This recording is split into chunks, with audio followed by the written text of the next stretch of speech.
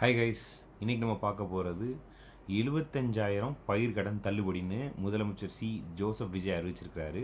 யாருக்கெல்லாம் பயன் அப்படிங்கிறத பார்க்கலாம். மறக்காமல் சப்ஸ்கிரைப் பண்ணிவிட்டு பாருங்கள். முக்கியமாக பார்க்க வேண்டியது கூட்டுறவு வங்கிகளில் வாங்கியிருக்கிற கடன். கூட்டுறவு வங்கிகளில் மட்டும் வாங்கியிருக்கிற கடன் மட்டும்தான் முதலமைச்சர் தள்ளுபடி பண்ணுவேன்னு சொல்லியிருக்காரு. பிற வங்கிகளில் நீங்கள் ஏதாவது கடன் வாங்கியிருந்தீங்கன்னா அது இந்த கணக்கில் வராது. உங்களுடைய கடன் 75,000 வரைக்கும் இருந்தால் முழுமையாக தள்ளுபடி செய்யப்படும்.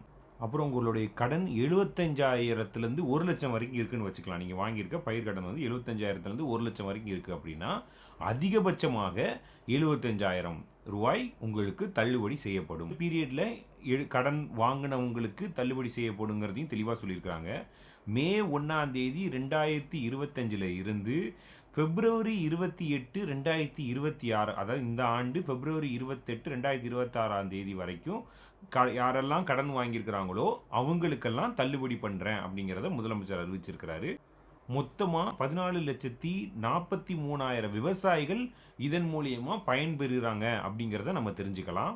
அரசுக்கு இதனால் 5,932 கோடி ரூபாய் நிதிச்சுமை ஏற்படுது அப்படிங்கிறதையும் இதன் மூலியமாக சிந்திச்சு. தமிழ்நாடு கூட்டுறவு அப்படிங்கிற போர்ட்டலில் பயனாளிகள் வந்து உங்கள் லிஸ்ட் அதில் இருக்கும். அதில் போய் நீங்கள் பார்த்துக்கலாம். உங்களோட பேர் அதில் இருக்கும்.